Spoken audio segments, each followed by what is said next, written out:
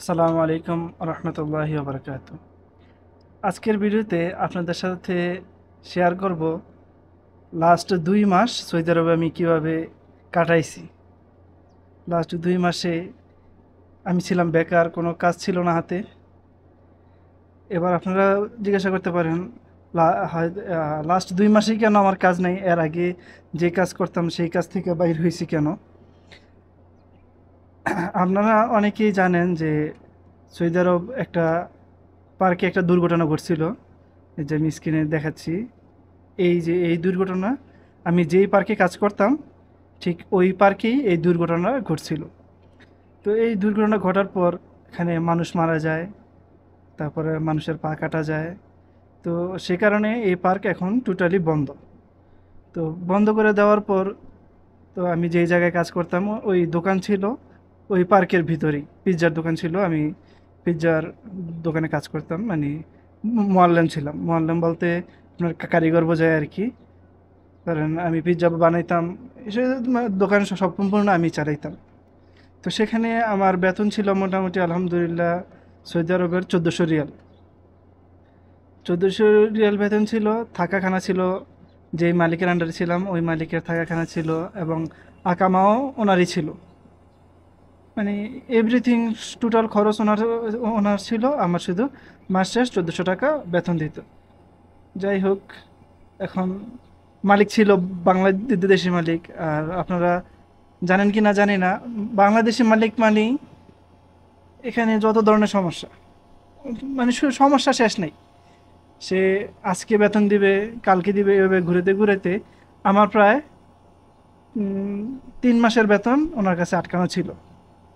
6 মাস আগে আমি দেশে গেছিলাম, দেশ থেকে আসছি, আসার পরে ওনার কাছ থেকে এই 100 টাকা 50 টাকা এভাবে নিতে নিতে আমি কিছু টাকা পাঠাইছি নিয়ে। আর বাংলাদেশি মালিকের আন্ডারে কাজ করলে সবচেয়ে বড় অসুবিধা কি, ওনারা সৌদি আরবের রিয়েল দিতে মানে মনে হয় যে ওনাদের কি বলবো চামড়া থেকে কাইটে দিতেছে, ওনাদের কাছে হয়তো এরকম মনে হয়। কারণ আমি পরিশ্রম করি, আমার পরিশ্রমের টাকা ওনারা দিতে চায় না। আচ্ছা, সেই কথা পরে ইনশাল্লাহ বলবো। তো তারপর যখন এই পার্ক বন্ধ হয়ে গেল, পার্ক বন্ধ হয়ে যাওয়ার পর আমরা একটু আশায় ছিলাম হয়তো খুলতে পারে, যদিও জানি খুলবে না, কারণ এর আগেও একটা দুর্ঘটনা ঘটছিল, তখন প্রায় 2 মাস পার্ক বন্ধ ছিল। কিন্তু এবার যেহেতু দুর্ঘটনা বড়সড় দুর্ঘটনা, সে কারণে আমরা এটার আশা ছাইড়াই দিছি। বিশেষ করে আমি, অন্য কারোর কথা আমি বলতে পারি না। তো বিশেষ করে আমি ওই পার্কে মানে কাজ করার আশা ছেড়ে দিছি, কারণ আমি জানি যে ওই পার্ক আর খুলবে না। তো তারপর এখান থেকে অন্যদিকে কাজ খুঁজতেছি সৌদি আরবে। এরকম কোনো লোক, পরিচিত লোক বাদ নাই, মানে পরিচিত হোক অপরিচিত হোক, ফেসবুকে যারে পাইছি সামনে ওনারই মেসেজ দিছি, ভাই একটা কাজের ব্যবস্থা করে দেওয়া যাবে কি না। তখন আমার আকামা ছিল 12 মাসের, প্রায় 13 মাসের। এখন আমার আকামা আছে 11 মাস। তো 13 মাসের আকামা ছিল, 13 মাসের আকামা নিয়ে ইভেন আমার কাছে কিন্তু সৌদি আরবের যে ড্রাইভিং লাইসেন্স, ওই ড্রাইভিং লাইসেন্সও আছে। তারপরও আমি কাজ পাইতে কষ্ট। ইভেন আমি সৌদি আরব যে আরবি ভাষাও মোটামুটি জানি। ধরেন মানুষের সাথে চলাফেরা করতে গেলে যতটুকু আরবি ভাষা জানা প্রয়োজন, ঠিক ততটুকু আমি আলহামদুলিল্লাহ আরবি ভাষা জানি। অত বেশিও জানি না, কিন্তু আলহামদুলিল্লাহ মোটামুটি আমি আরবি ভাষা জানি। তো তারপর কাজ পাচ্ছিলাম না। আমি থাকতাম, আমি তায়েফে। হঠাৎ করে এক পরিচিত লোক, উনি আমার আব্বুর ফ্রেন্ড, ওনার সাথে আব্বু কথা বলছে। কথা বলার পর উনি বলল যে হ্যাঁ হ্যাঁ, একটা কাজ আছে। কী কাজ? কাজ হচ্ছে আপনার ফুড ডেলিভারি, প্রাইভেট কার দিয়ে ফুড ডেলিভারি দেওয়া। তো আচ্ছা, এই যে যাদের এখানে কাজ ওনাদের সাথে কথা বললাম। ওনারা বলল যে হ্যাঁ একটু আইডি, ওই হাঙ্গারি স্টেশন, এই তারপর হচ্ছে কিটটা, এরকম যতগুলা ইয়া আছে ফুড ডেলিভারি, ওইগুলা থেকে নাকি একটা আইডি বাইর করতে হবে। তো মানে যে কোনো একটা থেকে আইডি বাইর করবে, তো বাইর করার জন্য সময় লাগবে। আচ্ছা, সময় ওনারা বাবা বললো 3-4 দিন সময় লাগবে। সেখানে আমি প্রায় 10 দিনের মতো অপেক্ষা করলাম। হ্যাঁ, তারপর ওনারা আমাকে বলল যে হ্যাঁ তুমি আসো। তো কোথায় আসবো বলতেছে, প্রথমে আসো ওই রিয়াদ। আচ্ছা। তো ওনাদের বিবাসের সাথে আমি যখন কথাবার্তা বলছি, বেতন দিবে ওনারা হচ্ছে 1500 রিয়াল, থাকা খানা ওনারা দিবে, আকামা হচ্ছে আমার আকামা ওনাদের কোনো দায়িত্ব নেই। আচ্ছা, তারপর যেহেতু বেকার, কাজ নাই, তো একটা কাজ তো অবশ্যই করতে হবে। তো সে কারণে গিয়ে ঢুকলাম ওই ফুড ডেলিভারি কাজে। তো তাইফ থেকে প্রথম গেলাম আমি রিয়াদে। রিয়াদে গিয়ে সেখানে একদিন থাকলাম। মানে ওনারা বলছে রিয়াদ যাওয়ার জন্য, রিয়াদে ওই যে বললাম না আমার আব্বুর ফ্রেন্ড, ওনার এখানে গিয়ে আমি একদিন ছিলাম। তো তারপরের দিন ওনারা, তারপরের দিন ছিল শুক্রবার। তো শুক্রবার জুমার নামাজের পর ওনারা কল দিয়ে বলতেছে ঠিক আছে, আবদুল্লাহ, আমার নাম আবদুল্লাহ, বলতেছে আবদুল্লাহরে পাঠাই দেন। তখন কিন্তু আমি জিজ্ঞাসা করি নাই, আমি সব কিছু জিজ্ঞাসা করছি বাট একটা জিনিস জিজ্ঞাসা করি নাই, সেটাই ছিল আমার সবচেয়ে বড় ভুল। সেটাই আমি জিজ্ঞাসা করি নাই যে ডিউটি কয় ঘন্টা। এই একটা কথাই আমি জিজ্ঞাসা করি নাই। এই একটা কথা জিজ্ঞাসা না করার কারণে মানে অনেকগুলো টাকা আমার ক্ষতি হয়েছে। অনেকগুলো টাকা কীভাবে ক্ষতি হয়েছে, যাওয়া আসা, গাড়ি ভাড়া। তো সেখান আচ্ছা, সে বিষয়ে আসতেছি। তো তারপরে হচ্ছে রিয়াদ থেকে আল কাসিম, আল কাসিমের জন্য যাব। তো প্রথম গেলাম রিয়াদ ভাতা মার্কেট। তো রিয়াদ ভাতা মার্কেট যাওয়ার পর সেখানে এক মানে যে জায়গায় বাস দাঁড়ানো থাকে, ওই আমি ট্যাক্সি ড্রাইভারকে বলছিলাম যে আমাকে ইয়াতে নিয়ে যাওয়ার জন্য, সৌদি আরবের যে বাস স্ট্যান্ড, ওই বাস স্ট্যান্ড নাম হচ্ছে সাবকো, ওইখানে নিয়ে যাওয়ার জন্য। কিন্তু সে আমাকে ওইখানে নিয়ে যায় নাই। সে আমাকে নিয়ে গেছিল ওই যে রিয়াদ থেকে যে সমস্ত গাড়িগুলা মক্কা মদিনায় ওমরার উদ্দেশ্যে যায়, সে সমস্ত গাড়ি ওইখানে আমাকে নিয়ে গেছিল। তো সেখানে গেলাম, যাওয়ার পর সেখান থেকে এক বাংলাদেশি, বাংলাদেশি মামা মানে তো বোঝেন আপনারা, অনেকে হয়তো জানেন, বললো যে, আমি বললাম যে ভাই আমি আল কাসিম যাবো, তো কীভাবে যাইতে হবে। তো উনি বললো যে ভাই আল কাসিমের তো কোনো এখান থেকে সরাসরি গাড়ি নাই, আপনি এক কাজ করেন, এই যে এই গাড়ি মদিনা মদিনা যাবে, আপনি এই গাড়িতে উঠে যান, আপনাকে আল কাসিম নামাই দিবে। আচ্ছা ঠিক আছে, সমস্যা নেই। তাহলে আমি বললাম যে ভাড়া কত? বললো যে ভাড়া 100 রিয়াল। ঠিক আছে, আমি 100 রিয়াল দিলাম, আমার হাতে একটা টোকেন ধরাই দিল, মানে টিকিটের মতোই। টিকিট বলতে কি, ওইটাতে আরবিতে কিছু লেখা আছে যে গাড়িটা কোন জায়গায় যাবে। ওইখানে হচ্ছে আপনাদের আছে সিস্টেম, হেরার বিভিন্ন অফিস সিস্টেম, অফিস আছে, এক এক অফিসের এক এক রকম টিকিট। মানে এক বাসেই হেরা বিভিন্ন জন টিকিট কাটতেছে, মানে একটা বাসের একটা টিকিট কাউন্টার ওইরকম না। ধরেন 5 জন লোক, 5 জনে 5টা অফিস খুলছে আর কি, নামেই অফিস। তাদের একটা একটা করে স্লিপ বানাইছে প্রিন্ট কইরা, ওই স্লিপ থেকে তার হেরা টিকিট কাটে। টিকিট কেটে হেরা অবশ্যই কমিশন পায়। তো এই আমাকে ওঠাই দিল কোন গাড়িতে, মদিনার গাড়িতে। তো আমি টিকিট ওনাকে টাকা দিলাম। টাকা দেওয়ার পরে উনি আমাকে রিসিট দিয়ে উনি আবার কাস্টমার ধরতে চলে গেছে। তো অনেকক্ষণ পর ড্রাইভার বলতেছে যে, ড্রাইভার ছিল পাকিস্তানি, তো সে বলতেছে যে আজকে মদিনা যাব না। কেন যাবেন না মদিনা? বলতেছে যে মদিনার যাত্রী কম, তো সেই কারণে সে মদিনা যাবে না। সে প্রথম যাবে মক্কা, তারপর মদিনা, তারপর মক্কা থেকে মদিনা হয়ে তারপর রিয়াদ আসবে। ওই যে বললাম না ওমরার বাসগুলো কিছু যায় আপনার রিয়াদ থেকে প্রথম যায় মক্কা, তারপর মদিনা, তারপর আবার রিয়াদ, একবারে এই 120 টাকার ভিতরে এটা পুরোটা প্যাকেজ থাকে। তারপর হচ্ছে আবার কিছু যায় আপনার প্রথমে মদিনা, তারপর মক্কা, তারপর রিয়াদ আসে, এরকম আর কি। তো তখন আমি কি করবো বুঝতেছি না। তখন ওই লোকের নাম্বারও, আমি ফোন নাম্বারও রাখি নাই। তো ওই লোকের খুঁজতেছি। তো বাহিরে আরও যত বাংলাদেশি ছিল, তাদেরকে জিজ্ঞাসা করলাম যে ভাই এরকম একটা লোক ছিল, উনি আমাকে এই টিকিটটা দিছে। তো বলতেছে ওনাদের অফিসে দেখেন। তো আমি জিজ্ঞাসা করলাম যে আচ্ছা ঠিক আছে, অফিসে দেখবো, সমস্যা নেই, অফিসটা কোন দিকে? এটা কেউ বলতে পারে না অফিস কোন দিকে। বলতেছে খুঁজে দেখেন কোন দিকে আছে। তার মানে কি, যে তাদের কোনো নির্দিষ্ট অফিস নেই, সব হচ্ছে ভাওতা বাবাজি আর কি। তো যাই হোক, আমি খুঁজতে খুঁজতে পাচ্ছি না। তো আমার সাথেই আরেকজন, উনিও প্রথম মদিনায় যাবে, ওনার মদিনাতেই কাজ। তো উনিও ওই লোকের থেকেই টিকিট কাটছে। তো ওনার কাছে আবার নাম্বার ছিল। তো উনি ওই লোকের ফোন দিছে, ফোন দেওয়ার পর উনি বাইরে আসছে।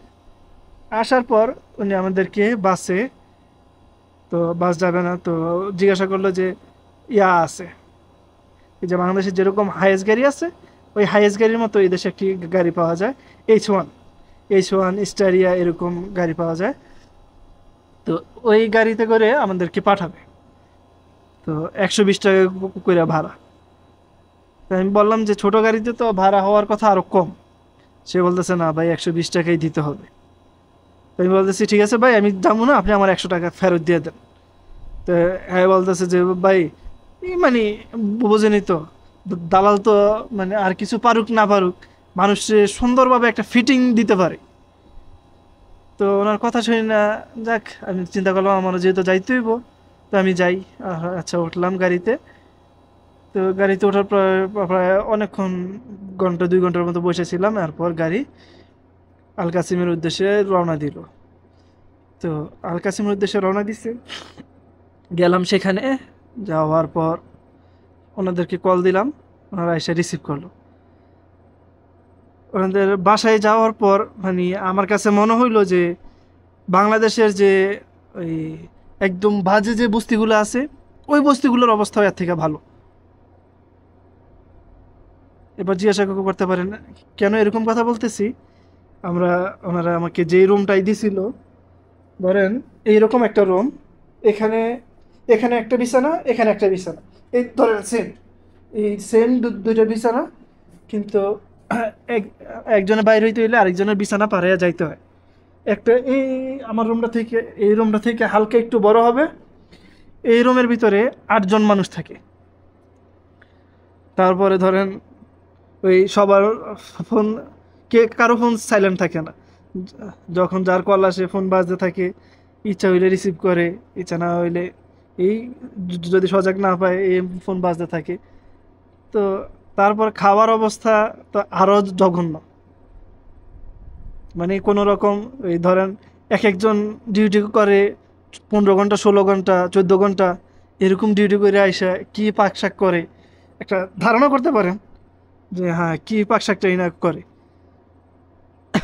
তো ওনারা আমাকে বললো যে ঠিক আছে আপনাকে আমরা গাড়ি দেবো, আইডি দেবো, কিন্তু আপনার 4-5 দিন ট্রেনিং দিতে হবে। আচ্ছা ঠিক আছে, সমস্যা নাই। আমি বললাম আচ্ছা ট্রেনিং দেবো। যদিও সেখান থেকে আমার প্রথমে উঠে গেছে থাকার পরিবেশ, খাওয়ার পরিবেশ দেখে। পাখির করে আর রান্নাঘরে গেছি, রান্নাঘরে গিয়ে দেখি যে প্লেটের উপর দিয়ে পোকামাকড় হাঁটতেছে। তারপরে পানির ভিতরে দেখি যে পোকা পড়ে রয়েছে। এই হচ্ছে অবস্থা আর কি। তো আর বাথরুমের অবস্থা তো নাই বললাম, সেটা আরো জঘন্য। আচ্ছা, তারপর হচ্ছে সেখানে আমি বললাম আচ্ছা ঠিক আছে দেখি, সমস্যা নেই। তো আমি 2 দিন ওনাদের সাথে ট্রেনিংয়ে গেছি। 2 দিনই মানে যার সাথে আমাকে ট্রেনিংয়ে পাঠাইছে, প্রায় 14 ঘন্টা করে সে আমারে ট্রেনিংয়ে করাইছে। এরপর আমি নতুন মানুষ দেখে আমারে হ্যাঁ 14 ঘন্টা করার পরে বাসায় নামাই দিয়া ও চলে গেছে। ও চলে গেছে, ও গিয়া আবার ডিউটি করে কতক্ষণ ডিউটি করছে সেটা বলতে পারলি না। মানে হ্যাঁ 14 ঘন্টা পর্যন্ত আমারে সাথে রেখে ঘুরছে, এরপর আমারে নামাই দিয়া সে আবার গেছে। এবার চিন্তা করেন কতটা মানে কত লং ডিউটি। তারপর থাকা খাওয়ার পরিবেশ যদি মোটামুটি ভালো হইতো তাহলে নিলে একটু কষ্ট করে মানায় নিতাম। আচ্ছা যাই হোক, সেখান থেকে কথা বললাম, কথা বললাম, আয়সা পড়লাম আবার তায়েফে। আল কাসিম থেকে সোজা আবার আসছি তায়েফে। তায়েফে আইসা এক বড় ভাইয়ের বাসায় ছিলাম। ওনার সাথে উনি আমার পাশাপাশি দোকানে আমরা একসাথে ব্যবসা করছিলাম। তো ওনার বাসায় উঠলাম। তো সৌদি আরবে এখনও কিছু ভালো মানুষ আছে বিদায় সৌদি আরবে মানুষজন চলতে পারতেছে। তো সেখান থেকে আসার পর সরি, মাঝকে একটা মিস্টেক করছি। ওই ওই জায়গা থেকে ওই জায়গায় থাকাকালীন অবস্থায় এক বাবা বাংলাদেশি ভদ্রলোক, মানে আমার পরিচিত, উনি আমাকে কল দিছিল। কল দিয়ে জিজ্ঞাসা করতেছে যে আবদুল্লাহ, একটা লোকের সাওয়াক প্রয়োজন। মানে সাওয়াক মানে হচ্ছে ড্রাইভার আর কি। ওনার একজন ড্রাইভার প্রয়োজন, আমি ড্রাইভিং করবো কিনা, কাজ করবো কিনা। তো আমি যেহেতু তখন পরিকল্পনা করে ফেলছি যে ওইখান থেকে চলে আসবো, তখন হ্যাঁ তখন বললাম যে হ্যাঁ আচ্ছা ঠিক আছে চলে আসবো। তো জিজ্ঞাসা করলাম যে বেতন কত, কিভাবে কি। তো উনি বললো যে বেতন তুমি সরাসরি সৌদির সাথে কথা বলো, আমি তোমার ফোন নাম্বার সৌদিরে দিতেছি, সৌদি তোমারে কল দিবে, তুমি সরাসরি সৌদির সাথে কথা বলো। এই সমস্ত বিষয়ে আমার সাথে কোনো কথা হয় নাই। আচ্ছা যাক, আলহামদুলিল্লাহ কথা হয় নাই। তো আমি বললাম আচ্ছা ঠিক ঠিক আছে, সমস্যা নাই, আপনি ওনাকে আমার ফোন নাম্বারটা দেন, দেখি উনি কল দেখ, আমি কথা বলবো। তো ওনাকে ওই সৌদিকে নাম্বারটা দিছে, সৌদি আমাকে রাতের 8:30-9টার দিকে কল দিছে, তখন আমি আল কাসিম। তো সৌদি আমাকে কল দিয়ে জিজ্ঞাসা করতেছে যে কী অবস্থা, কেমন আছি, ভালো মন্দ জিজ্ঞাসা করলো। তো আমি আলহামদুলিল্লাহ ভালো মন্দ জিজ্ঞাসা করলাম, করার পর তারপর সে আমাকে জিজ্ঞাসা করতেছে যে আমার ড্রাইভিং লাইসেন্স আছে কিনা। তো আমি বললাম যে হ্যাঁ আমার ড্রাইভিং লাইসেন্স আছে। তো এরপর সে আমাকে জিজ্ঞাসা করলো যে আমি কোথায় আছি। তো তখন যদি আমি বলতাম যে আমি আল কাসিম আছি, তখন সে হয়তো আমাকে বলতো না আসার জন্য। তো আমি বলছি যে তাকে আমি রিয়াদ আছি। তো সে বাবা বললো যে রিয়াদ কী কারণে গেছি। তো আমি বললাম যে ঘুরতে আসছি, বাস এতটুকুই। তো এরপর কাজের ব্যাপারে কথাবার্তা বললো, বললো যে থাকার জায়গা দিবে, কফেলা করে নেবে। কফেলা মানে হচ্ছে মালিক ট্রান্সফার করে নেবে আর কি। তো বেতন কত, বেতন দিবে 1700 টাকা, থাকা ওনার, খানা খাবার খরচ আমার। তো চিন্তা করলাম খাবার খরচ যদি 300 টাকা খরচ হয়, তাইলে আরও 500 টাকা, সরি, আরও 1400 টাকা মাস শেষে আমার থাকতেছে। আচ্ছা যাই হোক, ওনার সাথে যেহেতু হাউস ড্রাইভার, তো সে কারণে সেক্ষেত্রে এটার কোনো নির্দিষ্ট ডিউটি নেই। তারপরে আমি জিজ্ঞাসা করছি যে কাজ কী। তো উনি বলছে যে মাদ্রাসায় নিয়ে যেতে হবে, দুইটা বাচ্চা আছে, ওই বাচ্চাদেরকে মাদ্রাসায় নিয়ে যেতে হবে।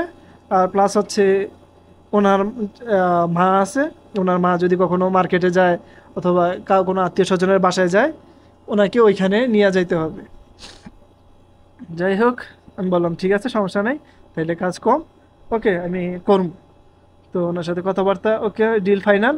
তো উনি বললো যে রাত্রে রওনা দিয়ে চলে আসার জন্য।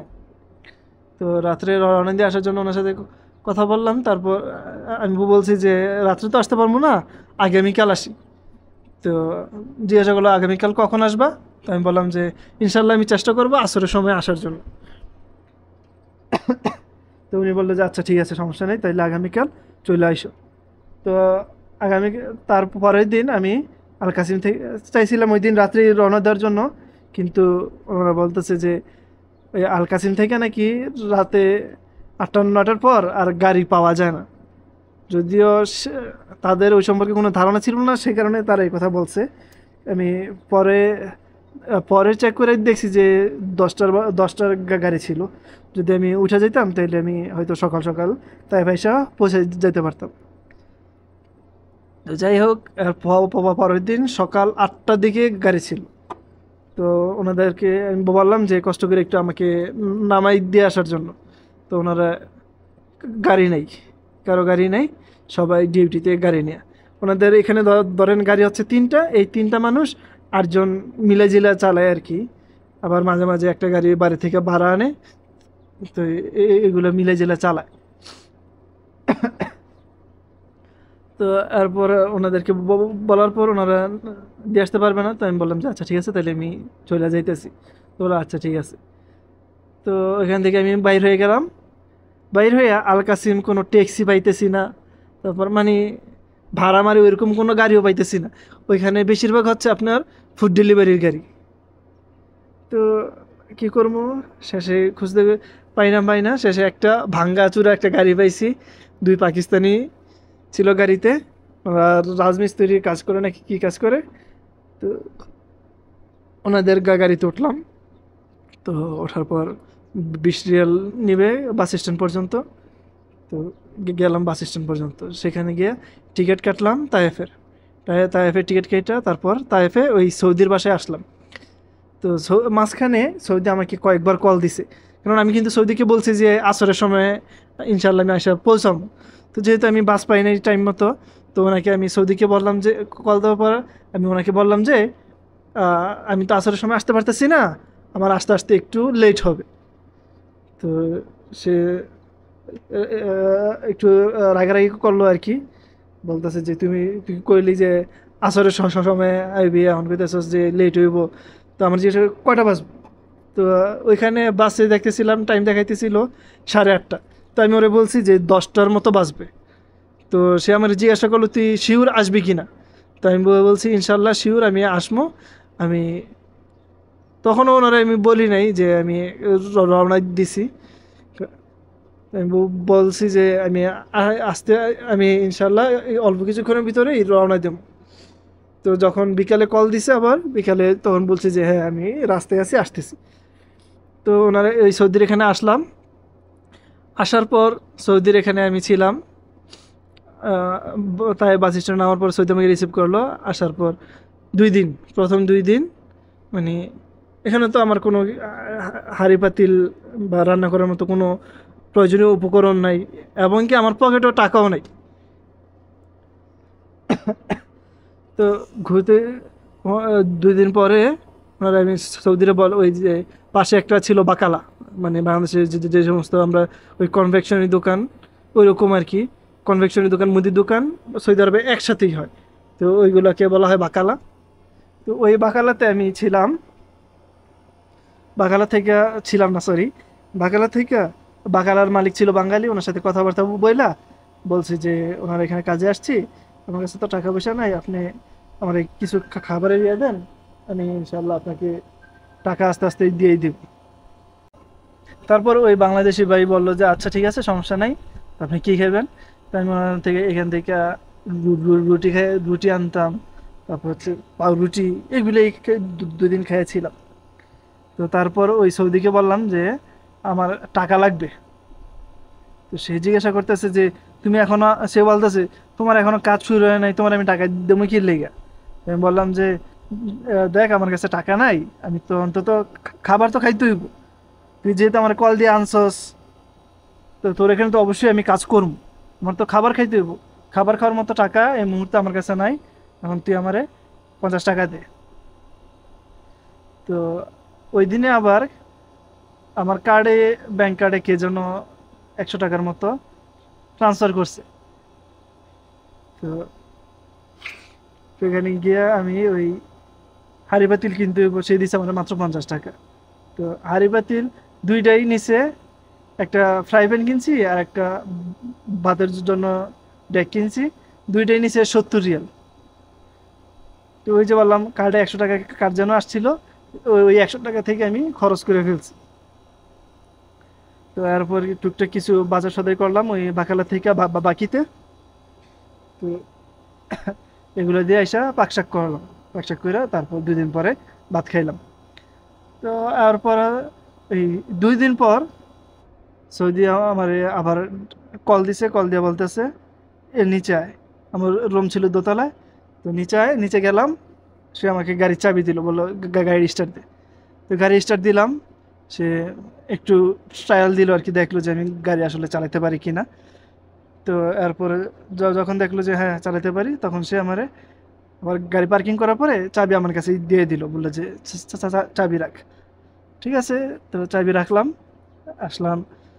তো আবার মাগরিবের পর আবার কল দিছে, কল দেওয়ার পর বলতেছে যে বেতনের ব্যাপারে কথাবার্তা বল। তো গেলাম, বলতেছে যে ওই যে আমার কিন্তু আমি যখন আল কাসিম ছিলাম তখন কিন্তু আমার ফোনে বলছে বেতন দিবে 1700 রিয়াল। কিন্তু হ্যাঁ এখানে আসার পর এখন বলতেছে বেতন দিবে 1500 রিয়াল। বলতেছে সপ্তাহখানিকের ভিতরে কাফেলা করে নিবে, আর 1500 রিয়াল বেতন দিব, থাকা ওর, খাবার আর খরচ আমার। তো আমি জিজ্ঞাসা করলাম যে তুই তখন আমার বললি যে 1700 রিয়াল বেতন দিবি, এখন বলতেছস 1500 রিয়াল বেতন দিবি, তুই দুই রকম কথা হয়ে গেল না? তো একটু বয়স্ক ছিল আর কি। তো বলতেছে যে 1500 টাকা বেতন দেবো, কাজ করলে কর, না করলে জায়গা। তো আমি আর কি করবো, আমি যেহেতু পরিস্থিতির শিকার, কোথাও কাজ পাইতেছি না। তো ওনার এখানে আমি বললাম যে ঠিক আছে, সমস্যা নেই, আমি কাজ করবো। আচ্ছা ঠিক আছে। তো আবার 2-3 দিন পরে আবার ওনার কাছ থেকে 50 টাকা নিলাম। তো ওনার এখানে ডিউটিটা ছিল সকালে মাদ্রাসায় নিয়ে নিয়ে যেতাম বাচ্চাদেরকে, ফজরের পর আমি ফজর নামাজ পড়ে রওনা হয়ে যেতাম, বাচ্চাদের বাসায় যাইতাম। ওখান থেকে বাচ্চাদেরকে রিসিভ করে মাদ্রাসায় দিয়ে আবার বাসায় চলে আসতাম। আবার দুপুর 1টার দিকে গিয়া এই বাচ্চাদেরকে মাদ্রাসা থেকে বাসায় দিয়ে এনে দিয়ে যেতাম। আর 2 দিন মানে মাঝে মাঝে ওনার মা বাসা থেকে বাইরে হইতো, মার্কেটে যাইতো, আত্মীয় স্বজনের বাসায় যাইতো। তো ওনাকে আমি ওনার মাকে আমি ওইখানে নিয়ে যেতাম গাড়িতে করে। তো 1 সপ্তাহ করার পর আমার কাছে আর এখানে মন টিকতেছে না, যে সে আমারে বলল 1700 রিয়াল বেতন দিব, এখন এসে কথা 2 নাম্বার করে ফেললো। এই জায়গায় আমার আর মন টিকতেছে না, আমি আর কাজ করবো না। তো তখন হ্যাঁ বললাম যে আমি কাজ করবো না। তো হ্যাঁ বলতেছে যে কি সমস্যা, কাজ করবি না কেন? তো আমি বললাম যে না, আমি কাজ করবো না, এমনি আমার ভালো লাগে না। তো সে আমার অনেক করে বোঝাইতেছে যে যাইস না, ইয়া কর, তোরে বেতন বাড়াই 100 টাকা বাড়াই দেবো। 1500 টাকা থেকে 1600 টাকায় গেছে, বলতেছে 1600 টাকা বেতন দেবো, তুই যাইস না। আমার তো আর ওই জায়গায় মন টিকতেছে না, আমি আর করবই না এখানে। তো এরপরে করবো না মানে করবই না। তো আরেকটা বিষয় কি, ওর এখানে কাজ করতাম, তো ওর এখানে ধরেন পাশাপাশি 3টা গাড়ি পার্কিং করা, এখানে একটা এখানে একটা, 3টা গাড়ি পার্কিং করা। আমার গাড়ি পার্কিং হচ্ছে এটা আমার গাড়ি পার্কিং, আর এই 2টা তার নিজস্ব গাড়ি, তার ছেলের গাড়ি আছে, তার গাড়ি আছে। তো ধরেন এই 3 জায়গায় 3জনের 3টা গাড়ি পার্কিং করা এই পাশাপাশি। এই গাড়িটা আমার গাড়ি কিন্তু হচ্ছে এই যে এই 3 নাম্বারটা, ঠিক আছে। একটা হচ্ছে এটা হচ্ছে ওর গাড়ি, এটা হচ্ছে ওর ছেলের গাড়ি। যদি ও অথবা ওর ছেলে বাসা থেকে বাইরে যেত, মানে এই জায়গা থেকে পার্কিং থেকে বাইরে যেত, আমার কল দিত। কল দিয়ে বলতো যে আবদুল্লাহ কই তুই, নিচে আয়। নিচে আসলে বলতো যে এই গাড়িটারে না এই যে জায়গায় রাখ, মানে 3 নাম্বার গাড়িটা না 1 নাম্বার গাড়ি জায়গায় রাখ। মানে এইরকম ছিল, খুব জ্বালাতন করতো। মানে ওই ধরেন এই যে 3টা গাড়ি বললাম, তো মাঝে মাঝে 3টা এই যে জায়গা না পাইলে 4 নাম্বার 5 নাম্বার 5 নাম্বার ওইদিকে গাড়ি পার্কিংয়ে রাখতাম। তো মানে হ্যাঁ আবার ওই এই গাড়িটা খালি হয়ে গেলে আমার কল দিত, আবদুল্লাহ গাড়ি এই জায়গায় পার্কিং কর। মানে হ্যাঁ গাড়ি এই জায়গায় পার্কিং করতে হবে, ওপর একটু ডাইনে থাকলে একটু বামে থাকলে আবার এটা ডাইনে এই জায়গায় পার্কিং করতে হয়। তো যাই হোক, এরপরে মোটামুটি করলাম। করার পরে সে আমাকে যখন আমি একবার শিওর যে আমি চলে যাবো, সেদিন ছিল খুব সম্ভবত মঙ্গলবার নাকি বুধবার যেন। তো আমি বলছি যে আমি চলে যাবো, যেহেতু বুধবার বৃহস্পতিবার মাদ্রাসা থাকে, তো আমি বলছি যে মাদ্রাসা শেষ করে আমি শুক্রবারে চলে যাব। তো সে বলতেছে আচ্ছা ঠিক আছে, তো চলে যাইস। তো খুব সম্ভবত বুধবারই ছিল, মানে ও আরও 100 টাকা বাড়াইছে বেতন। 1600 টাকা থেকে আবার 1700 টাকায় গেছে। যে বলতেছে তোর 1700 টাকা বেতন দেবো, তুই যাইস না, থাক। তো আমি জিজ্ঞাসা করছি যে তুই কই যাবি? তো আমি বলছি যে আমি রিয়াদ যাব। তো বলতেছে তুই রিয়াদ গেলে কাজ পাইবি না, তুই আমার এখানেই থাক। ওই এমনও হইতে পারে তোর 3 মাস ওইখানে বসে থাকা লাগতে পারে। আমি বললাম যে না, তোর এখানে আমি কাজ করবো না, এটাই আমার ফাইনাল কথা। তারপরে যেদিন শুক্রবার চলে আসবো, আর আগের দিন বৃহস্পতিবারে ওর কাছে চাবি দিয়ে দেবো। তো ওই দিন আবার বলতেছে যে বেতন দিব 1800 টাকা, আরও 100 টাকা বাবা বাড়াইছে। তারপর আমি বললাম যে না, তোমার এখানে আমি আর কাজ করবো না। তো আর কি, যতক্ষণ বোঝাতে পারতেছে না, তো সে আমার বদয়া দেওয়া শুরু করছে যে আমি 3 মাস 4 মাস বেকার বয়ে থাকতে হইব, কোনো কাজ পাবো না, এই সেই। যাই হোক, আমি আমি আর কথা কান দিই নাই, আমি শুধু বলছি যে তাওয়াক্কাল তু আল্লাহ বললা। তো আর পরের দিন আমি আইসা পড়বো। তো ওর সাথে কথা হয়েছিল কি, ও আমাকে মাসিক বেতন দিবে। তো মাসিক বেতন 1500 টাকা হিসাব হইলে দৈনিক 50 টাকা করে হয়। তো সে যখন আমি বাসা থেকে বাইরে হয়ে এসে পড়ছি একবারে ব্যাগ টেক নিয়ে, তখন আমার টাকা দিয়া শেষ, আমি এসে পড়বো। তো সে তখন আমার বলতেছে যে তুই কয়দিন কাজ করছস, তুই আমাদেরকে কয় টাকা পাবি, কয় টাকা নিছস। তো এরকম বলতে বলতে মানে শুধুমাত্র যেদিন মাদ্রাসায় বাচ্চাদেরকে নিয়ে গেছি সেদিনে ও হিসাব করছে আমি যে ওর এখানে আসছি প্রায় কয়েকদিন, আপনার 10-12 দিনের মতো টোটাল ছিলাম আর কি, সঠিক সংখ্যাটা খেয়াল নাই। তো ও বলতেছে যে না, এতদিনের টাকা আমি দেবো না, শুধুমাত্র তুই যেদিন মাদ্রাসায় নিয়ে গেছস ওই দিনের টাকা আমি দেবো। তো এই যে বৃহস্পতিবার ছিল, আমি শুক্রবারে তো চলে আসলাম, বৃহস্পতিবার ও কিন্তু আমাকে বলছে যে তুই বৃহস্পতিবার মাদ্রাসা শেষ কইরা, বৃহস্পতিবার শেষ কইরা তারপর শুক্রবারে যাস। তো বৃহস্পতিবারে তারা মাদ্রাসায় যে যাইবো না, এটা তো আর আমার গাফলতি না। তো ওরা মাদ্রাসায় যাইবো না, এই কারণে ওই দিনের টাকাও আমার কাছে দেয় নাই। তো আমি আর কি বলবো, আমি আর কিছু বলি নাই। যে যে কয় টাকা দিয়েছে ওই টাকা 100 টাকা, 100 টাকা নিয়ে আমি বলছি যে হাসবি আল্লাহ, হাসবি আল্লাহ বললা আমি আয়সা পড়ছি, আর কিছু বলি নাই।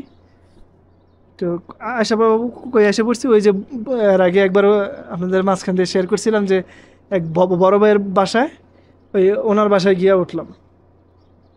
তো ওনার বাসায় গিয়ে উঠলাম, ওনার এখানে আবার ছিলাম প্রায় 10 সপ্তাহ 10 দিনের মতো। ওনার এখান থেকে ওনার এখানে এই যে এই জায়গায় কাজ খুঁজি, ওই জায়গায় কাজ খুঁজি, মাঝখান দিয়ে আরেক জায়গায় কাজ ঠিক হয়েছিল। সেটা হচ্ছে আপনার, সেটা মালিক হচ্ছে বাংলাদেশি। তো উনি বেতন কিভাবে কি করবে উনি কিছু বলে না, উনি বলতেছে যে তুমি আগে 1 মাস করো, 1 মাস করার পরে এরপরে দেখি কয় টাকা বেতন হিসাব ধরা যায়। তো আমি বললাম যে আঙ্কেল, উনি ছিল আমার বাবার বন্ধু। তো আমি বললাম যে আঙ্কেল, আমার তো থাকার জায়গা সমস্যা, খাওয়ার সমস্যা। এখন প্রথমত আপনি আমার থাকা এবং খাওয়ার জায়গা দিতে হবে। কিন্তু উনি মানে আমি ওনার এই বিষয়ে কথা বললে উনি এটা মানে কানেই নেয় না, আমলেই নেয় না। তো যাই হোক, তো উনি যদি আর আমলে না নেয়, ওনার সাথে তো আর আমি জোর করতে পারি না। তো ওনার এখানে 2 দিন 2 দিন গেলাম আমি ডিউটিতে, 2 দিন কাজ কইরা দেখি যে বিশাল লং ডিউটি, সকাল 9টা থেকে রাত্রের 12টা পর্যন্ত ডিউটি, মাঝখানে 2 ঘন্টা এই আপনার খাবার নামাজের সময় পাওয়া যায় আর কি। তো বললাম যে না, এই কাজও পোষাইব না। তো এরপরে আবার ওই যে প্রথম যেই মালিকের আন্ডারে কাজ করতাম, বাঙালি মালিক, ওই পার্কে পিৎজার দোকানে কাজ করতাম, ওই মালিকের বাসায় আবার এসে উঠলাম। কি করবো, ওনার কাছ থেকে আমি টাকা পাবো, প্রায় 5,000 রিয়ালের মতো পাবো। তো ওনার রুম ভাড়া 6 মাসের দেওয়া আছে। তো সেই কারণে এসে ওনার বাসায় উঠলাম। তো উনি আমাকে আমাকে তো কিছু বলে নাই, মানে উনি একটু সমালোচনা করতো আর কি। ওই যে একটা লোক ছিল আমাদের এখানে আমাদের সাথেই, তো উনি আবার ওই যে মামা মালিক ওনার এখানে আসা যাওয়া করতো আর কি। আমাদের ওই মালিকের ওই যে পার্কে খেলনা ভেঙে পড়ছে ওই পার্কে দোকান ছিল প্রায় 22টা। তো এখন উনি আবার অন্য জায়গায় দোকান নিছে, তো ওই দোকানে উনি আসা যাওয়া করতো। তো ওনার সাথে সমালোচনা করতো যে লোকগুলা চলে যায়, চলে গিয়া আবার ফিরাইয়ে আমি কি এখানে তাদের জন্য খাবারের খুলে রাখছি নাকি, এই সেই। তো আমরা বলছি যে ঠিক আছে, সমস্যা নাই। উনি যেহেতু এই সমস্ত কথা বলে, ওনারে বললেন যে আমরা যে কয়জন টাকা পামু, যারা আকামা পাইবো তাদেরকে সবাই টাকা দিয়ে দেন, আকামা দিয়ে দেন, এখানে আর কেউ থাকবো না। যদিও কেউ থাকে তারা নিজস্ব রুম ভাড়া দিয়ে থাকবো, খাবারের খরচ তারা দিয়ে থাকবো। আর যদি না হয় তাহলে আমরা আলাদা বাসা নিয়ে থাকবো। ওনারে বলেন আমি 5,000 টাকা পাবো, 5,000 টাকা দিয়ে দিতে আরেকজন 10,000 টাকা পাইবো, মানে যে যে কয় টাকা পাইবো ওই টাকাটাই দিয়ে দেন, আমরা এখান থেকে চলে যাব। কিন্তু উনি এখন টাকায় দিতে পারবো না, ওনারে সময় দিতে হইব।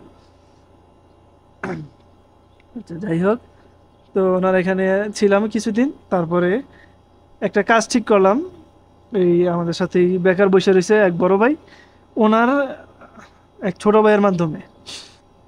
সেইটা হচ্ছে আপনার আমাদেরকে বলছে বিস্কুট ফ্যাক্টরিতে কাজ, বেতন দিব 1800 টাকা, থাকা কোম্পানির, খাওয়া নিজের, কফালা হবে না। তো চিন্তা করে দেখলাম যে যেহেতু বসে রয়েছি, তো কাজে এটাতে ঢুকি, সমস্যা নেই। কিন্তু পরে আমি যখন বলছি যে হ্যাঁ করবো, তারপরে শুনলাম যে এইখানে আপনার দালালি দিতে হইব 1,000 রিয়াল। এখন এই দেশে তো আর ডাইরেক্ট দালালি বলে না, এই দেশে একটু সুন্দর করে বলে হাদিয়া। এখন হাদিয়া বলে কোনটাকে, যেটা আমি আপনাকে খুশি হয়ে দেবো সেটাকে বলে হাদিয়া। আর যেটা আপনি আমার কাছ থেকে নিতেছেন জোরপূর্বক অথবা আপনি বাধ্যতামূলক করে দিতেছেন এটা দিতে হইব, এটা তো আপনার কোনো হাদিয়া না। ওইটা যেহেতু আপনি কাজের বিনিময়ে নিতেছেন, ওইটা নিতেছেন আপনি দালালি। যাই হোক, এখন এরপরে ঠিক আছে টাকা পয়সা আমরা বললাম যে আচ্ছা সমস্যা নাই, কাজে ঢোকার পরে ডিউটিতে জয়েন করার পরে টাকা দেব, বলতেছে না এরকম হলে হবে না।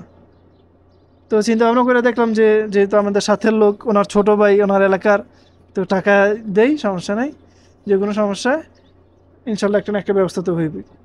এরপরে আমাদেরকে তায়েফ থেকে আবার এটাও বলছিল যে কাজ হবে তায়েফে, কিন্তু প্রথমেই আমাদেরকে ওইখানে নিয়ে, তাদের অফিস আছে, অফিস খুলে রাখছে এরকম। তো অফিসে নিয়ে গেছে, অফিসে নিয়ে আমাদেরকে সেখানে বলছে যে একদিন রাখছে, সেখানেও থাকা খাওয়ার অবস্থা জঘন্য। তারপরে ওইখান থেকে আমাদেরকে নিয়ে গেছে সরি জেদ্দাতে, তাদের গাড়ি আছে, গাড়ি দিয়ে নিয়ে গেছে জেদ্দাতে। জেদ্দাতে নিয়ে আমাদেরকে ওইখানে রাখছে একদিন রাইখা।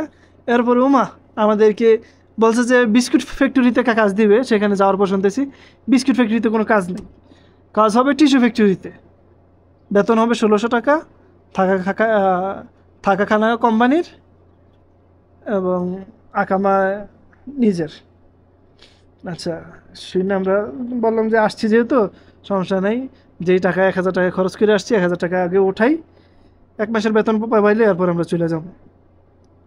তারপরে সেখান থেকে আমরা গেলাম, যাওয়ার পরে গিয়ে দেখি আমাদেরকে নিয়ে বিক্রি করে দিয়েছে সাপ্লাই কোম্পানির কাছে, সাপ্লাই কোম্পানির হাতে তুলে দিয়া ওনারা চলে আসছে। তো সাপ্লাই কোম্পানির হাতে আমাদেরকে দিয়ে চলে আসছে, সেখানে বললো কি বেতন 1600 টাকা, হ্যাঁ এটা ঠিক আছে, ডিউটি হচ্ছে 12 ঘন্টা, কিন্তু আমাদের সাথে কথা ছিল ডিউটি হবে 8 ঘন্টা প্লাস 2 ঘন্টা ওভারটাইম, 10 ঘন্টা টোটাল।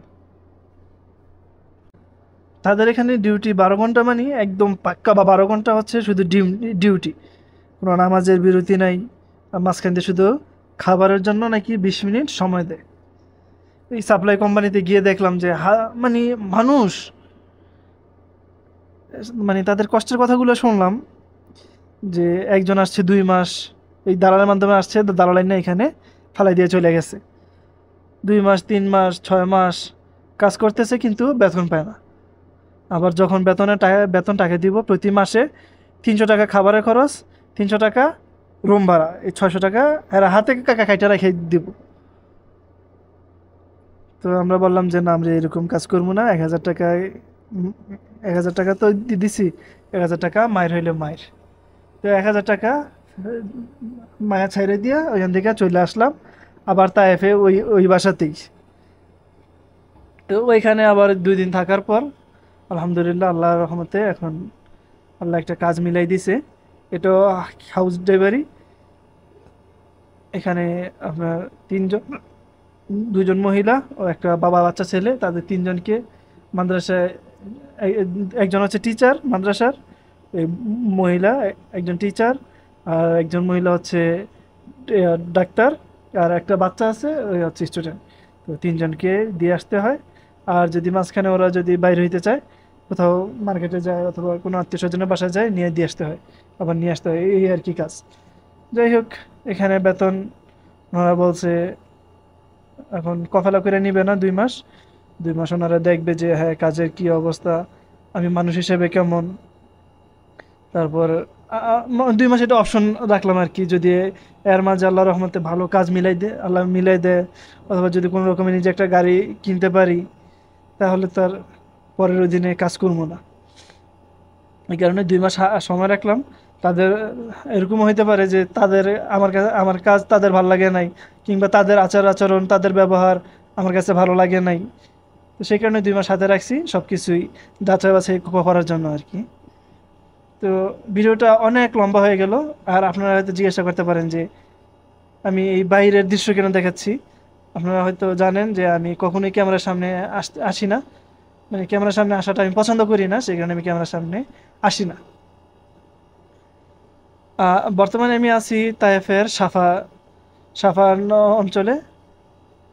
সাফা হচ্ছে মানে তায়েফ হচ্ছে একটা জেলা, আর সাফা হচ্ছে একটা থানা, ওইরকম আর কি। এখানে মানে প্রচুর ঠান্ডা। এই যে এখন দিনের বেলা তো এখন এসিটা চলতেছে, মাগরিব হইতে দেরি প্রচুর ঠান্ডা।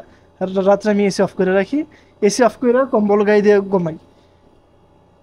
তারপরে হচ্ছে এই যে এই গরম দিনের বেলা, কিন্তু তাইফে কিন্তু আপনারা হয়তো জানেন গরম কম, কিন্তু এখানে তারপরেও গরম অনেক বেশি, কিন্তু অন্যান্য শহরের মতো না। এই ধরতে পারেন যে বাংলাদেশের মতো আবহাওয়াই আর কি। ইনশাআল্লাহ আপনাদেরকে পরবর্তী ভিডিওতে দেখাবো যে সাফা শহরটার সৌন্দর্য, মানে আল্লাহর সৃষ্টি যে কত সুন্দর হইতে পারে, আমি এই জায়গায় না আসলে দেখতে পারতাম না। যদিও তায়েফ হচ্ছে সমুদ্রপৃষ্ঠ থেকে 6,000 ফুট ওপরে, এই তায়েফের থেকে আরও অনেক উপরে এই সাফা। সেটা কতটুকু উপরে সেটা আমার জানা নেই। ইনশাল্লাহ সেটা আমি অবশ্যই জানার চেষ্টা করব এবং ইনশাল্লাহ আপনাদেরকে জানাবো। তো যারা কষ্ট করে এই পর্যন্ত ভিডিওটা দেখছেন, তারা অবশ্যই একটা কমেন্ট করে জানাবেন যে আপনারা হ্যাঁ শেষ পর্যন্ত ভিডিওটা দেখছেন।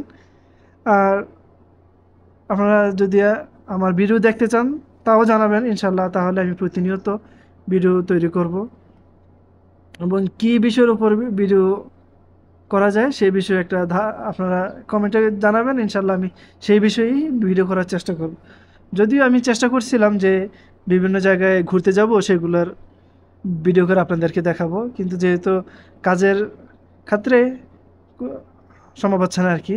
আর আমার বাসার আশেপাশে এখানে কয়েকটা পার্ক আছে, প্রায় 3-4টার মতো পার্ক আছে। ইনশাল্লাহ সময় সুযোগ পাইলে ওইগুলা আমি ঘুরে আপনাদেরকে দেখাবো। শুধু সময় সুযোগ না তো, অবশ্যই টাকা পয়সারও প্রয়োজন, কারণ পার্কে ঢুকতে গেলে টাকা লাগে, খেলনা উঠতে গেলে টাকা লাগে। তো সে কারণে আমি এই মুহূর্তে যাচ্ছি না, কারণ আমার কাছে এই মুহূর্তে টাকা নাই। তো ইনশাল্লাহ বেতন পাইলে আপনাদেরকে এই সাফা শহরটা ঘুরে দেখাবো। তো ভালো থাকবেন, সুস্থ থাকবেন, ইনশাআল্লাহ দেখা হবে পরবর্তী কোনো ভিডিওতে। আল্লাহ হাফেজ, আসসালামু আলাইকুম রহমতুল্লাহি আবরকাত।